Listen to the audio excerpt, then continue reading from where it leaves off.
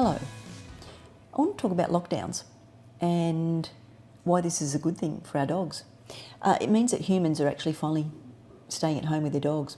Unfortunately, it doesn't mean that humans are going to see the opportunity that lockdowns provide, that opportunity where you can reconnect with your dog. And then when you're truly reconnected with your dog, you actually see the illusion and the absurdity of the world around us, and everything that is thrown at us to condition our conditioned minds even further to believe the illusion of what we're fed every day.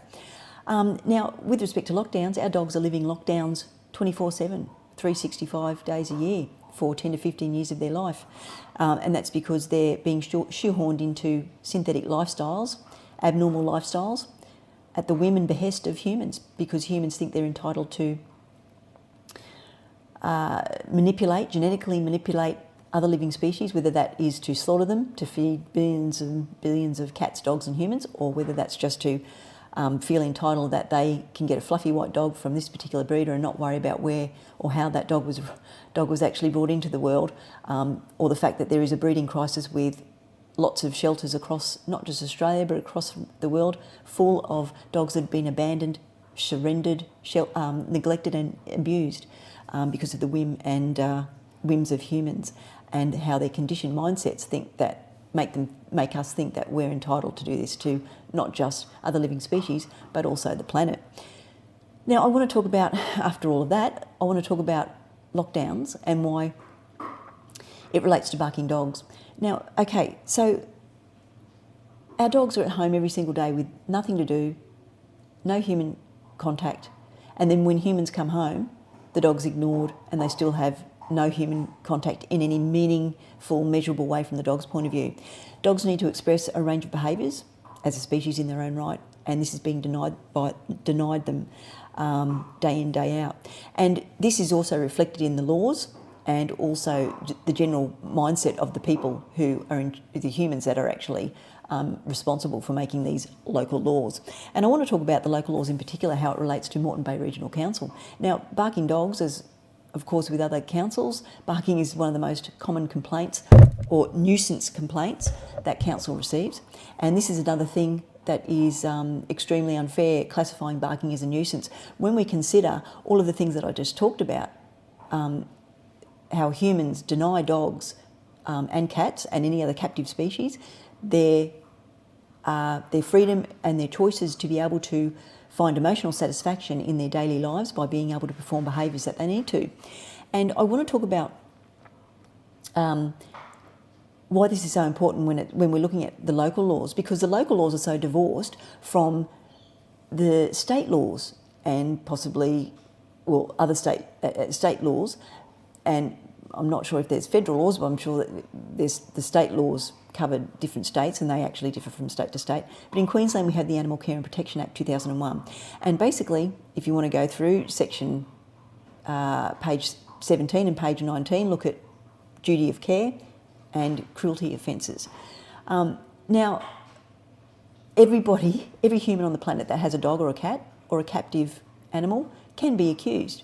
And when I say accused, it can actually fall into the category of those paragraphs on page 17 and 19 with respect to duty of care, breaches of duty of care and animal cruelty.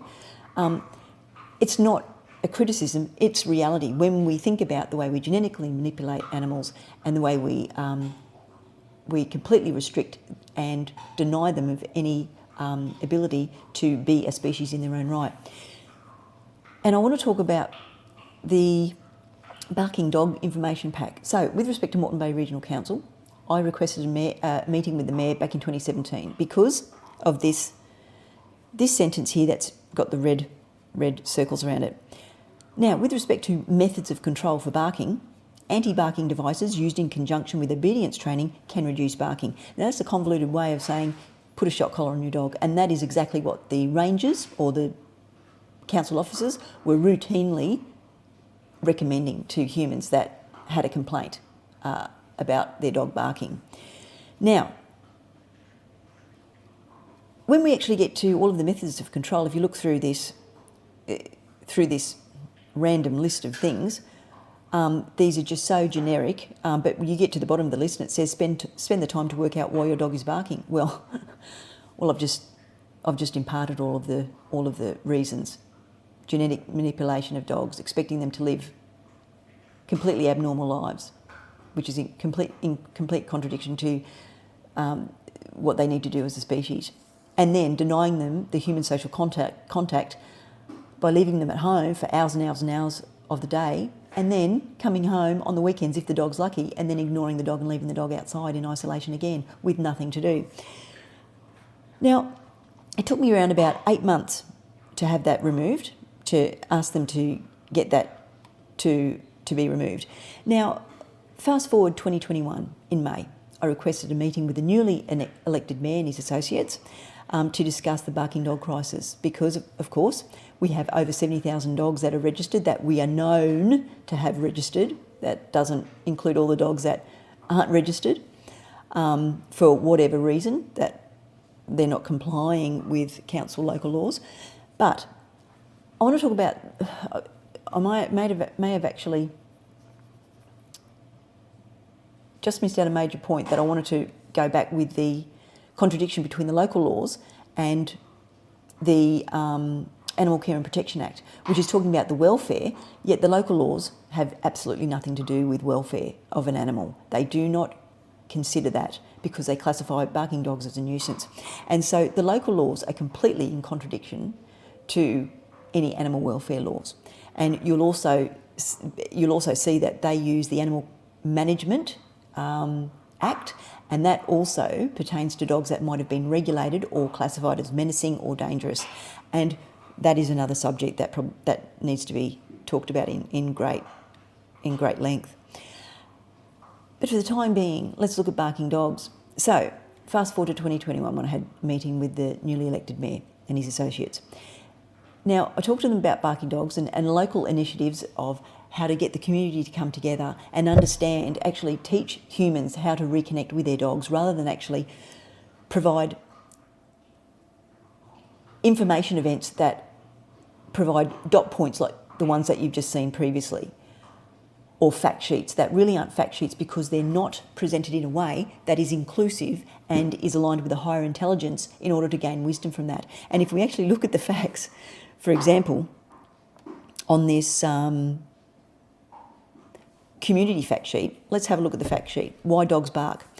Dogs are social animals and often bark when they are lonely. Now let's put this into context. Dogs are social animals because we have genetically manipulated them to want to be with us, to prefer to be with us over their own species. They often bark when they are lonely. And they're lonely because humans don't understand what their dogs need as a species, and they leave their dogs and don't even think anything of it. They just go to work for 10, 12, 14 hours of the day, even on the weekends, instead of taking their dog with them or even interacting with their dog, providing them with mental stimulation in the form of olfactory foraging behaviour, teaching their dogs how to do that. Their dogs are alone and have no human contact, and they're isolated for long, long periods of time. And you may actually hear barking dogs in your neighbourhood, and I don't want you to think of that as a nuisance. And this is what I'm trying to get across, this really important point, that what dogs are enduring is in fact a lockdown of their own for the entire span of their lives. Separation from an owner can cause dog stress. Once again, we're using the word owner. If we use the word legal guardian, that's a way that we can actually change our local laws and our laws. Legal guardian, that is a recognised legal term for children, so it should be actually a legalised term for animals as well. Once we change the language, we also change the mindset, the way we think, the way we view another living species as well. Barking may also be the result of boredom, frustration, or a dog's way of seeking attention from its owner. Dogs bark out of fear. Dogs bark when there's a threat to their territory. Playing with your dog often stimulates barking. Some breeds have a reputation for barking. I mean, that's stereotyping is again. Some dominant dogs bark until they get what they want. Now, using this word dominant, look, once again, on that methods of control list, I know who they sought the information from because they discussed the other different things that this person had suggested.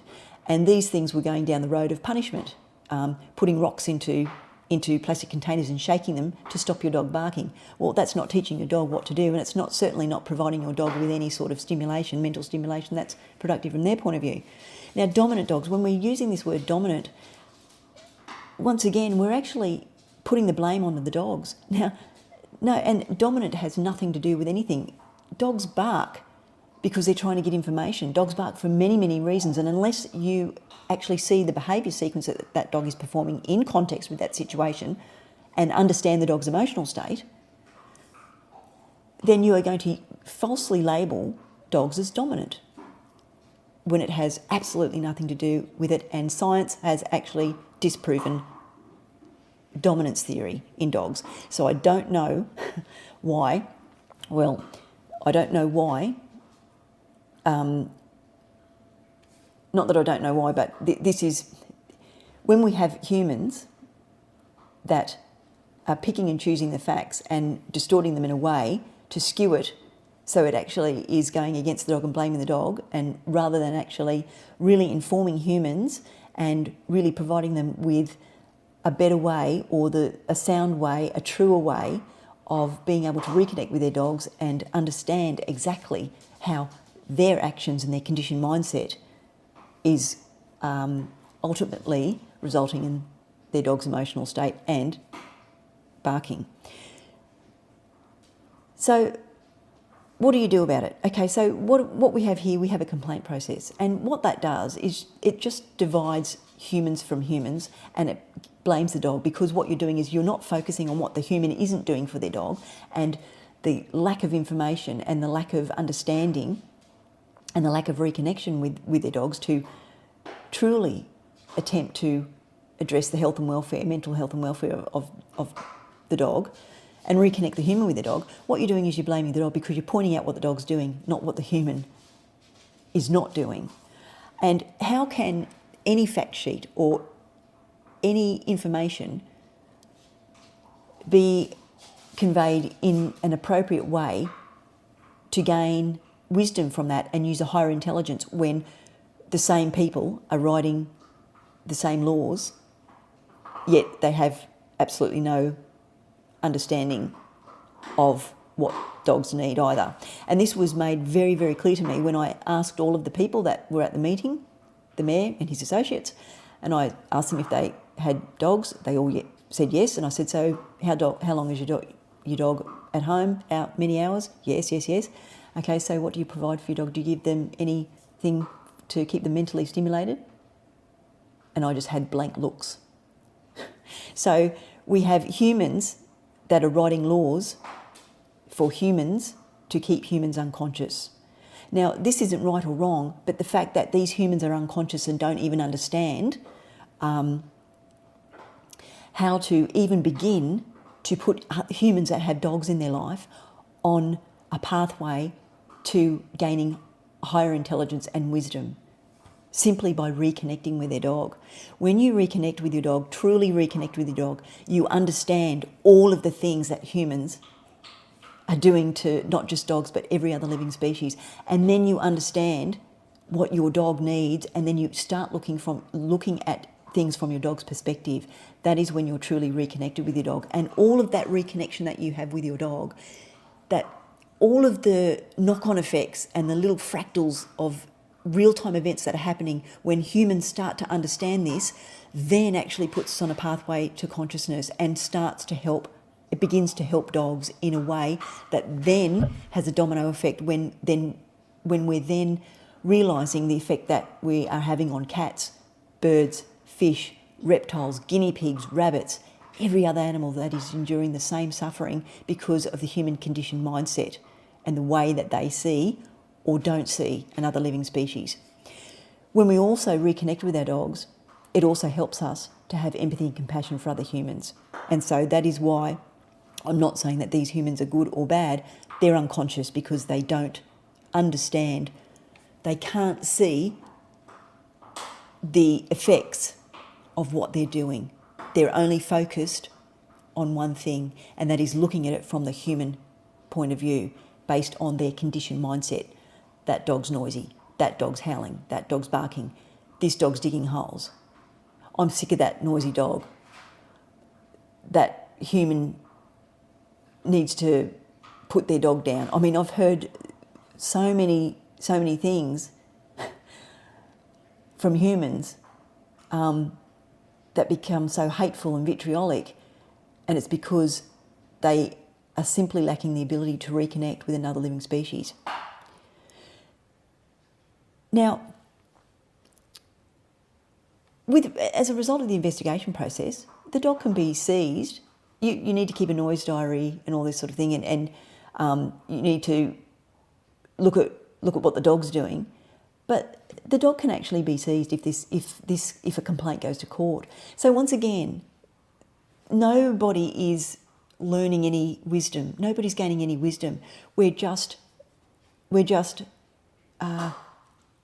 blaming dogs, and they're the ones that ultimately have to pay by being separated from their humans.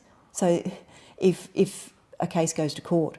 So this is the absurdity. And I also want to talk about debarking. Now, I worked for a practice only back in 2007 for a couple of years, and they did debarking as a matter of routine. That was only 14 years ago. Now, performing regulated surgical procedures on animals. Look at this, debarking. Before debarking a dog, you must be sure that it is in the interests of the animal's welfare. Well, is that, and this is on the Queensland Government website, I mean, look, is that just the most ridiculous statement when we're looking at the entire picture of what situation humans are putting dogs in the first place in order for this barking to occur? The absurdity and the unconsciousness is just absolutely unbelievable here. And so, and then we also see, you can see, read the Animal Care and Protection Act 2001. So even before even before we've looked at the Animal Care and Protection Act, which talks about animal welfare, we're then actually putting this in this sentence before debarking a dog, you must be sure that it is in the interest of the animal's welfare. Well, how can it be in the interest of the animal's welfare if the animal's welfare is being repeatedly compromised every single day because they're not able to perform the behaviours that they need to as that species, because the human is unconscious and they're not reconnected with their dog? So this is the unconsciousness and the going around in circles and the being stuck at the surface that humans are performing every single day. And then I want to just briefly look at the Veterinary Surgeons Board of Queensland, and they look at the relevant legislation. Now, we've got the Veterinary Surgeons Act up first, the Veterinary Surgeons Regulation next, the Animal Care and Protection Act takes a back seat. But with respect to veterinarians are unconscious as well, because they're actually looking at the science, just the science. And I've talked about this in many other videos. When we're just looking at science in isolation, we can never gain a higher intelligence and gain wisdom from that, because we're limiting ourselves with science anyway, because we're then saying that science is what we need to, science is what we must adhere to. But when we're reconnected with our dogs, we're actually going beyond science, and being reconnected to your dog is beyond scientific scrutiny, because you have actually achieved a higher intelligence and you've gained wisdom from reconnecting with your dog, because you're seeing all of the things that I just pointed out earlier in this video and just in the last couple of minutes. So, and then I wanted to actually just look up the American Veterinary Medicine Association, the welfare implications of canine devocalisation. Welfare implications of canine devocalisation. Wow, that's an oxymoron in itself as well. But there's so many things that can happen. What you're doing is you're actually stopping that dog from communicating. But if the dog gets through the surgery, we've got all they're doing is just basically manipulating and cutting through the vocal cords and performing performing a surgery that actually prevents a dog from barking. So what you're doing is you're causing more stress and anxiety to that dog, and you still haven't even talked to humans about what they should be doing for their dogs, providing them with the things that they need as a species, being able to allow them to perform the behaviours that they need to every day. So it's the same thing. You can say, I feed my dog, I love my dog because I feed my dog the best rump steak in the world, but if you then go out and leave your dog alone every single day in the backyard with nothing to do, and then you come home and you yell at the dog because they're barking or they're happy to see you, and you ignore your dog on the weekends, and then you go out on the weekends and your dog's home every single day on their own, then, well, you don't really love your dog, do you? Because you have not measured that in any meaningful way from your dog's point of view. So the risks with devocalisation or debarking, basically, of course, it's going to be painful. But there's also bleeding problems, acute airway swelling, infection, coughing, gagging, even aspiration pneumonia. So these things can occur after surgery. And look, you can't tell me that doing that procedure that you've actually considered all the welfare concerns before doing that. And the same with breeding brachycephalic dogs. You can't actually tell me that breeding for welfare by actually breeding for a longer muzzle length is actually breeding for welfare, because brachycephalic dogs, particular breeds of those, inherit not just primary deformities, exaggerated physical characteristics, but they also inherit a range of secondary disease and comorbidities. So we can't look at science in isolation, but unfortunately we do. Now, I'm going to leave some links up so you can have links in the description so you can have a look through, and just look at the unconsciousness of how they classify what a nuisance is. On one hand, they're saying that barking is a normal behaviour, but it's going to be classified as a nuisance if it's for more than 6 minutes every hour, or between the hours of 10 p.m. to 7 a.m, more than 3 minutes or something like this. So it's absurd when you're actually putting these sort of unconscious parameters and measurements on an animal when they are actually not provided with what they need in the first instance. So that was a very forthright presentation on my perspective, but it is something that I really believe that every human that has a dog in their life, as well as every human that does not have a dog but is actually enduring listening to barking dogs in their neighbourhood and are becoming frustrated and blaming the dog, to have empathy and compassion for that animal is the first thing that we should be doing, because it is not, the dog did not start, or the dog is not the one who initiated their own lifestyle and their own genetic manipulation. It's humans that have done that, and humans that continue to do that. And so what I will leave you with is a couple of video clips of so-called nuisance barking. But what I want you to understand is the emotional state of the dogs that you're hearing, and is it really conscious for us to call them a nuisance, considering the great disservice that we continue to do to dogs and other living species because of our conditioned human mindsets every single day. We'll talk again soon.